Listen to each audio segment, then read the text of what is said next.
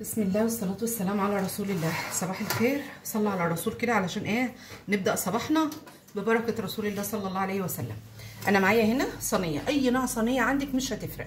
لو عندك اللي بتتفتح من الجنب دي تمام، او اشتغلي بيها عادي ما فيهاش اي حاجة. ما فيش عندك اي صينية عندك جيبيها وحط فيها من تحت كيس نايلون او استريتش، يعني مش هتفرق الصينية في حاجة. تمام. هنعمل بقى نوع حلو النهارده، سهل قوي وغير مكلف، يعني حاجه كده لو موجوده عندك في البيت هتقومي تعملها بسرعه الصاروخ. معايا هنا ده بسكوت شاي ساده عادي. ابدا ارصه بس كده ارصه في الصينيه كده جنب بعض. اي نوع بسكوت برضو انت تقدري تعمليه، لو عندك حتى بسكوت مكسر هيمشي وهيعمل معاكي ده.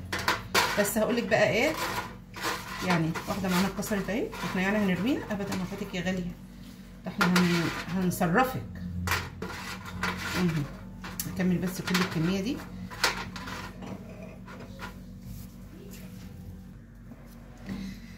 كده مليت الصينيه كلها كده البسكوت. حتى لو البسكوت عندك مكسر هتقدري برضو تعملي بيه الموضوع دوت. نركن بقى ديت على جنب وتعالوا نعمل بقى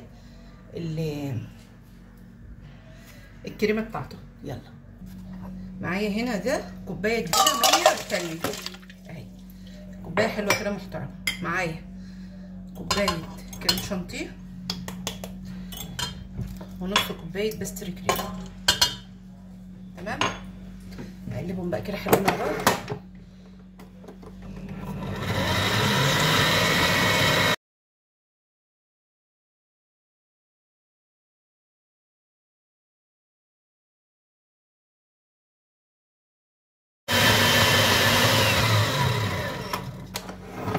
كده بعد الكريمه بتاعتنا ما خلصت اهي، هنبدا نضيف عليها بقى بقى الاضافات بتاعتنا. معايا هنا نص كوبايه من القشطه ونص كوبايه جبنه كريم. طبعا انا بعاير بالمعلقه بس انا عارفه انا حاطه حاجات قد واضرب تاني ده كله مع بعضه.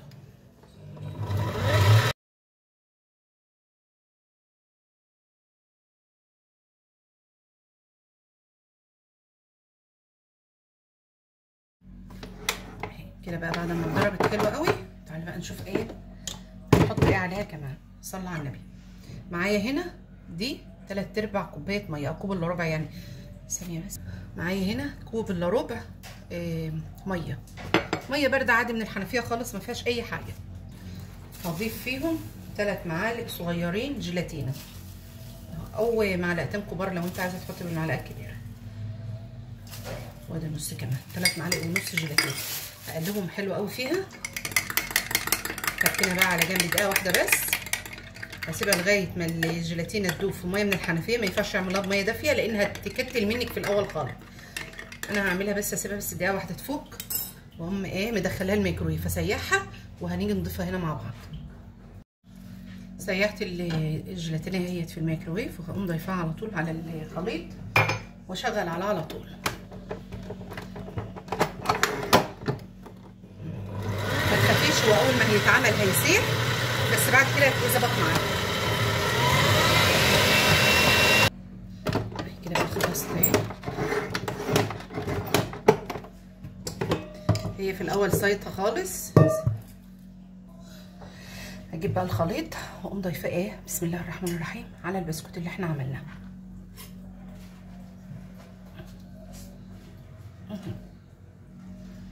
بالمنظر ده. بس كده هدخلها بقى التلاجة، هسيبها لغايه لما تجمد خالص وبعد كده اوريها لكم. بصوا بقى كمان ممكن تعملوا تحطوا البسكوت كده من تحت من غير هتكسريه، بس عشان تعمليه في البولات كده يبقى على قد البولات. تعمليها فيها كده وتقومي ضايفه عليها الخليط بتاعك كده، وتدخلوهم برضو التلاجة تسيبهم لما يجمدوا خالص بالمنظر ده. يلا هدخلهم بقى التلاجة مع الصينيه اللي احنا عملناها، واوريلكم بقى كله ان شاء الله بعد ما يطلع. كده اهي بعد ما طلعت من التلاجة، انا حطيتها بصراحه في الفريزر، قعدت في الفريزر ساعه ونص. انما في التلاجة ممكن تاخد منك 4 ساعات لو انت هتسيبها في التلاجة، بس في الحر دوت انصحك خليها في الفريزر. انا بقى دلوقتي هحطها، وعشان هنعمل بقى الصوصات مع بعض فانا هعمل لها ايه، هنعمل بس كده خط علشان بس نبقى اسمنه. حاجه بسيطه خالص خالص خالص. معايا هنا ده معلقتين شوكولاته، حطيت عليهم بس معلقه زيت.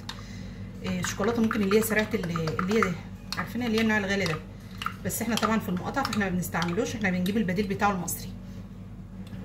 او ممكن مكعبات شوكولاته. تمام. انا هحط بس كده ايه اهو، ونزين علشان بس المنظر يطلع ايه تحفه. انت لازم تغري عيالك باي حاجه، المهم ان هم ايه ياكلوا ويبقوا مبسوطين. وكمان هتنفعك لما يكون جايلك ضيوف، واحنا ما بيجيلناش ضيوف كتير ولا حاجه، بس برضو لما يكون جايلك ضيوف خلاص. ودي ايه اجباري بقى مش اختياري. معايا مفيش تعليقات حلوه لاموله ابدا. اموله بتجتهد واقفه في المطبخ علشان تعمل لكم كل حاجه حلوه، وبتسيح في الحر اللي احنا فيه ده. رايكم كيف السؤال بتاع سوي بس كده، سويها بس.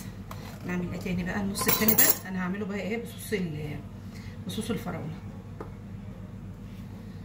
العلبه بانت صوص فراوله اهو،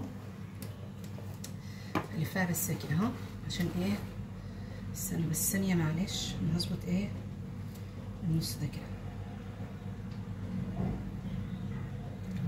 انت ممكن حاكم تستغني عن تستغنى عن ايه، ممكن تغيري الصوصات ديت بقى اختياراتك انت بقى اللي تقدري تعمليها. هتعملي ايه ممكن تحطي صوص مانجا، ممكن تحطي قطع مانجا وتحطي عليها كيس جيلي مانجا، وممكن تحطي قطع فراوله وتحطي عليها صوص جيلي فراوله، وممكن تحطي اناناس وتحطي عليه جيلي اناناس.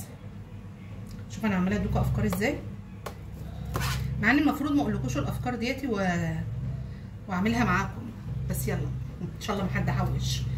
شوفوا بقى والله العظيم عشان تدكي امل. تعالوا نعمل مع بعض كمان الاثنين دول.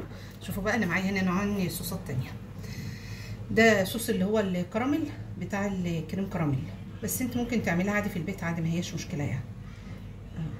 ممكن تعملي الطوفي، انا عامله معاكم فيديوهات كتير لو انتم عايزين تعملوه، وبيطلع تحفه قوي قوي قوي قوي مع الحاجات ديت. معايا هنا لسه معلقه شوكولاته، والله ان انا حاطاها، والله ما استخسر فيكم حاجه ابدا. بس. وممكن كمان تسيبيها ساده، يعني انا عندي هنا اهي، انا عملت بولات تانية اهي من دي، بس هسيبها ساده بقى.